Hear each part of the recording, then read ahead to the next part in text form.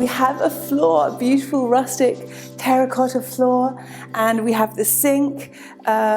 Both of these, actually this came from Perugia and this came from the floor, the terracotta bricks came from near Orvieto. Do you remember when we went out to see how they do they're all handmade and cooked in a wood fire, and it just looks so beautiful. Also because they've got, this isn't going to be the final color, this is just the plaster, but seeing all the white both on the inside and the outside, it just, oh my goodness, it makes it look so fresh and beautiful, and it's just sort of stunning against the green hills and the olive trees, and it feels like it's slowly, very slowly coming together. But when you walk in here, it just has such an impact now. I really, for us, it's such a difference. Also, these bricks out here, you see, this is where we're going to do a big pergola, so like an awning, a roof, I guess, so that you can have a big table to sit outside. And imagine we can put some lemon trees and in pots and flowers and everything. And this, also these bricks out here are really lovely. They kind of look like they've been here for forever. And it gives you an idea of this space out here is going to be so beautiful, just to look at this expansive view and perhaps put some deck chairs for reading or whatever you want, really. The funny thing is, it's like doing this place that we're not going to live in, I'm almost getting envious because I'm thinking, gosh, I would like to live here. It's got so much light. I mean, look, the kitchen that I cook in now, as many of you said on the Christmas episodes, it's so cozy, it's so rustic, but gosh, I envy this window. I mean, this window here, right where you're washing up or preparing things, is so beautiful and so big, and we're going to have lovely shutters, and imagine you can just sort of keep this open and look out.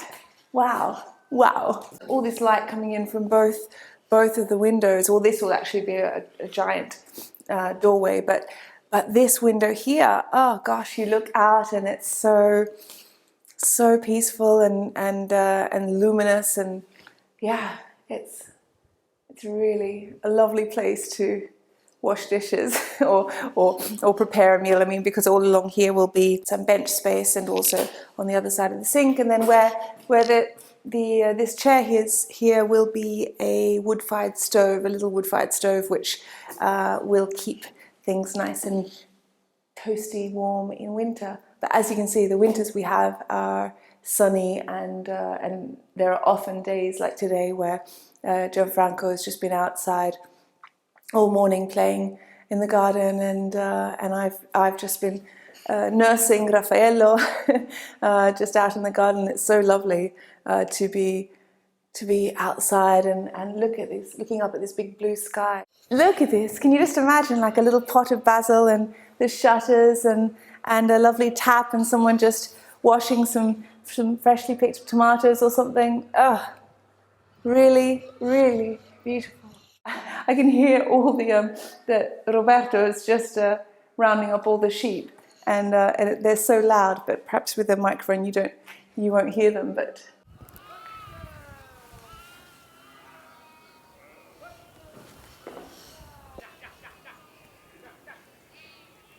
can you hear them rounding up the sheep? Roberto is a sheep farmer who lives just next door. Is always out working in the fields on the tractor and everything. And the other day, I heard a tractor pull up in our driveway, and he's calling out. And there's Roberto with a plastic bag, and he said, "Here, I just shot a wild boar on your property, and so we thought you should be the ones to eat it, to cook it." And I said, "Oh, thank you very much." And in Italy, with hunting, hunters can go on private property. They have to stay sort of, I'm not sure, there's a certain distance from the house, and obviously they can't shoot towards a house. But so funny, I'm holding this plastic bag with really a very rustic piece of meat that has literally just been roughly prepared by this sheep farmer, and I guess it's all organic. And the thing about wild boar is there's actually an overpopulation of wild boar in Tuscany, so you don't feel as bad eating it. And then it's such a great thing for me postpartum, is eating this organic meat, which will give me lots of iron and nutrition. So yeah, I made that up into a wild boar ragu, and yeah, we were living off that for quite a few days. And sometimes I have these moments here where I think, oh wow, this is wonderful. This is truly how I always hope to live, like off the land, and having a neighbor who just brings you an animal that is just running wild, and you know, shopping as little as possible from the supermarket, and cooking these lovely rustic recipes. And yeah, I feel bad for the boar, but well, at least it wasn't the deer, because we have a lot of deer that are living all around here, around the property as well. And there's not as many deer as there are wild boars, so I don't feel as bad eating the wild boar. But anyway, I'm sorry for this discussion to any vegetarians or vegans, but yeah, I think if you're going to eat meat, at least have it be from an animal that's living a lovely, free, wild life here in the countryside. This is the bedroom, which you've seen, but just seeing this floor, gosh, it makes such a difference. You start to be able to imagine what it's going to be like with the bath here and the bed and some lovely fresh sheets, and oh, you see, and then this will just extend out to there from the bedroom, which will be lovely. And then as we go in here, we come to the bathroom, again with a great view. Lovely rustic terracotta floor, and then we have to go today or tomorrow to get some tiles for the shower here. But certainly a good investment, those tiles. They just make every room look so full of character.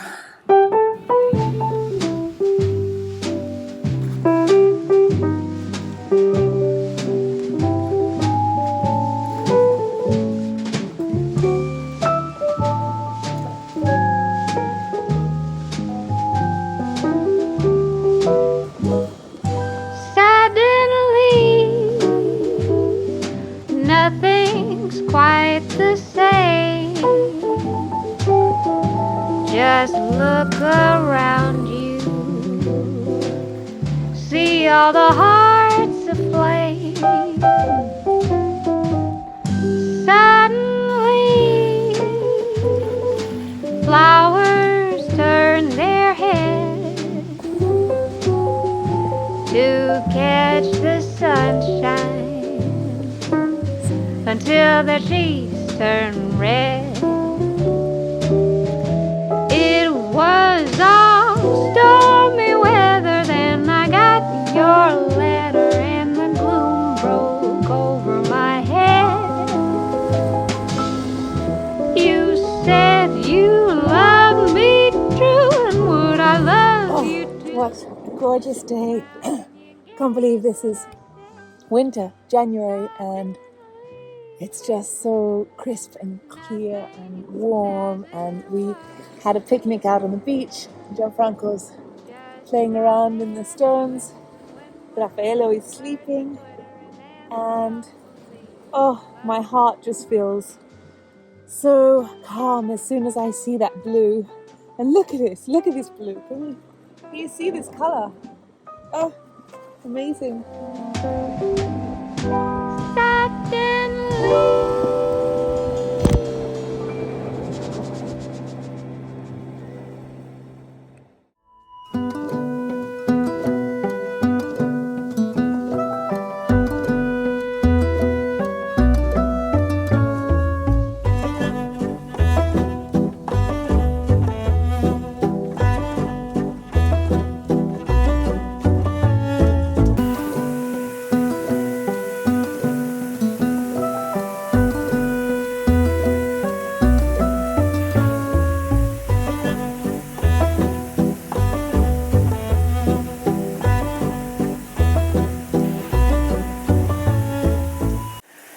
This bath has been such a key part of my postpartum self-care. Those of you who saw all the trouble that we went through with this bathroom, and I can just tell you it's so worth it. There's nothing more comforting than just soaking in a hot bath after you've been hunched over breastfeeding all day and night and doing squats, because doing the squats, I don't know, the up and down motion is the only thing that soothes Raffaello. Also the sound of water. Usually when I'm filling the bath I have him, because the sound of running water always calms him, and it's just a lovely thing that I can do for myself now, lighting some candles and just taking a moment. And the start of the year for me is always usually a time of great positive energy, and I love to brainstorm and think about how I want to move forward with the year.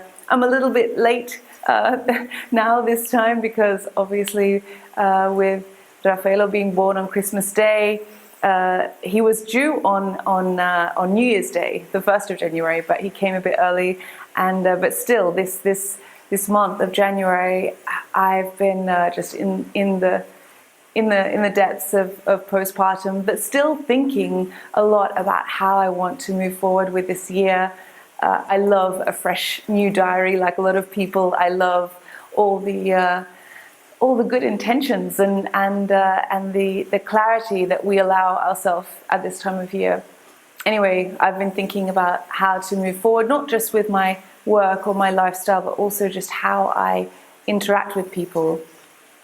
Let me know if you are a people pleaser. This is something that I struggle with. I think it's like a gift and a curse. On one hand, it's lovely to be thoughtful and aware of those around you and have that hyper awareness, but to the extreme, it can mean that you're just always trying to appease conflict or delight or anticipate the needs of everyone, from a client to a friend to a partner. And I guess my plan for this year is to work a little bit smarter on achieving that balance between thinking of others, thinking of yourself. My parents just came back from vacation away and I had to force my mother to take that time away, because she's been helping me so much with the baby. And I said, come on, you deserve this, you need this, and fill your cup, and then you can help others, i.e. me and your grandson or your grandsons. But I think it's something of my mother's generation. It's not so easy for her to dedicate time to self-care. And let me know, because I know that I have quite a wide range of ages who watch this channel, and some of you are sort of my generation, which I think there's a lot of focus, my generation and younger, there's a lot of focus, sometimes too much, on self-care, and sometimes it needs to have a little bit of resilience and hard effort put in there as well. But I think my mother's generation is just not used to, particularly mothers or women in general, are not used to allowing themselves that time to recuperate, and yeah, that's something that I'm trying to balance, and it's something I'm trying to also motivate my mother to. Well, not even really motivate, but get her to accept that it's a good thing to look after yourself, and you can come back stronger to look after those you love. So let's check on my bath. How's it going? This video, BetterHelp is a paid partner, and they are a fully online therapy platform. And it might be something that could help you, particularly this time of year. They have credentialed professionals who can just really create a plan for your year and help you identify what insecurities or behavioral patterns might be bridling you and stopping you from reaching your full potential. I think therapy can sometimes be about dealing with specific trauma, but other times it can be about planning for a year and trying to work out how you can be the best version of yourself. If you go to the link betterhelp.com/Kylie, you can get 10% off your first month of therapy, and you fill out a questionnaire. Usually 2 days from now, you could be speaking with a professional and getting started and getting yourself on track for the year. Whether you're feeling stuck or whether you're just feeling like you are scrolling too much on your phone and comparing yourself to others, speaking with a therapist means you can just focus on you and forget comparison, forget everybody else's expectations, and just really look at what your potential is. On the subject of self-care, I am now going to enjoy this bath, which is almost full, and take this time before Raffaello needs his next feed. And let me know, I'd be interested whether you're someone who struggles to make time for yourself, or whether you're someone who's just more of a procrastinator and you take time for yourself, but actually it's because you're putting off doing something that you should be doing. And I wonder if it's a generational thing. I don't know. I sometimes fall in between, I think. Sometimes when I'm speaking with my mother, I say, gosh, it's okay. You can take time for yourself, and it doesn't mean you're not being helpful to others. But on the other hand, transitioning into this role of being a mother of two and trying to work and also take care of the rest of my family and look after my body, look after my health. So you can't ignore a sick child and just say, oh, this is my moment of self-care. Or is it just more of a personality thing? I mean, there are people who are high achievers or who are super productive, and then there are other people who struggle more with procrastination but know how to relax and appreciate moments in their day. So as always, the answer is to find a balance between the two. I really want to thank you for all the encouragement on the birth story video, which I published this week. Even now, like before I press publish, I can just sometimes be a little bit nervous. This community is so kind, and you're always wanting the best for me and my family, and it can make me feel like you are distant aunts and uncles and cousins that I just haven't seen in person for a while, but that really want the best for me, and that's beautiful. But then every now and then I think, oh no, but it is the internet, and I see all the drama and the negativity with different comment sections on other channels or on Instagram or something, and I think, what do I dare to put out personal thoughts and scenes from my life? But you make me feel very safe and very supported, and so I really, really thank you for that. Thank you to the lovely people who sent Christmas cards and little gifts for the birth of the new baby. Gianfranco just loved studying each and every card. One lovely mother in Germany even made a card with her son, who is a similar age to Gianfranco.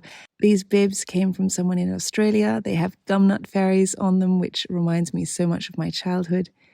And Gianfranco begs us to read 100 books a day, so everyone in this house is grateful for new books to read him.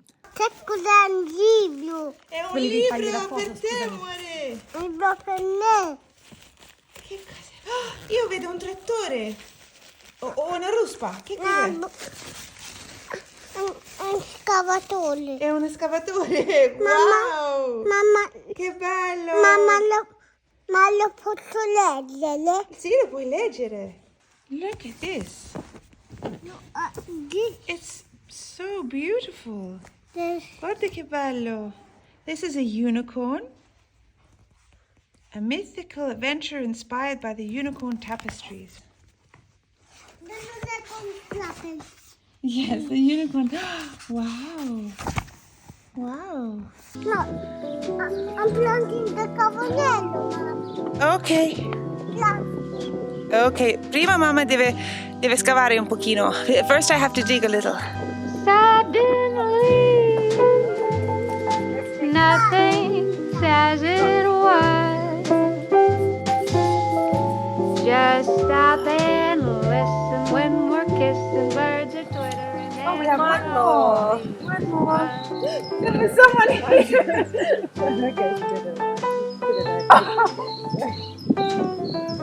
Hang on. Here we go. Come on, Mama.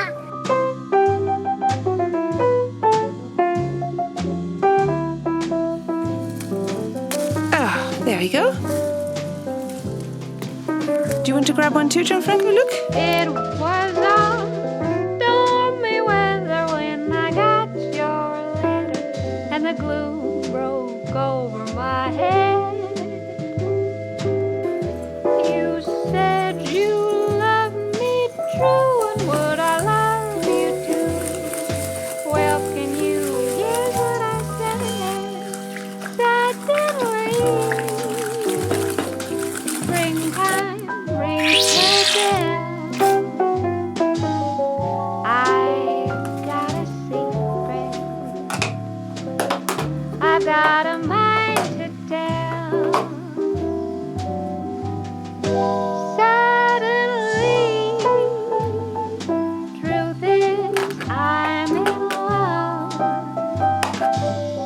Once blue and sullen, groaning, muttering, now I'm fluttering like the wings of a dove.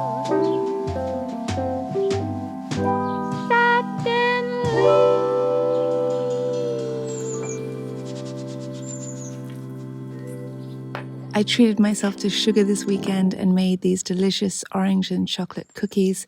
It's a slightly different recipe from the one on my site. I used corn flour and I didn't have time to refrigerate overnight because we wanted to have afternoon tea out in the sun. Ciao amore.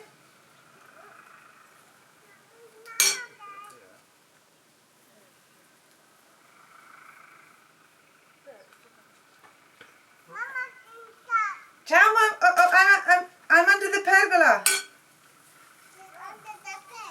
Ciao amore, you didn't sleep. Oh, he went to sleep. He said goodnight to us many times. Oh. Sweet dreams. And Nolo said, what did Nolo say? Nappy dreams. Nappy dreams. Happy dreams, nappy dreams. What you're making? I'm making chocolate and orange cookies. Whoa. I'm Santula. I'm Santula. They're not ready, Gianfranco. They have to go in the fridge. They're not ready yet, my love. Look at those little fingers. They're just itching to get into it, aren't they? They have to first. They have to go in the freezer, and then they go in the oven to cook.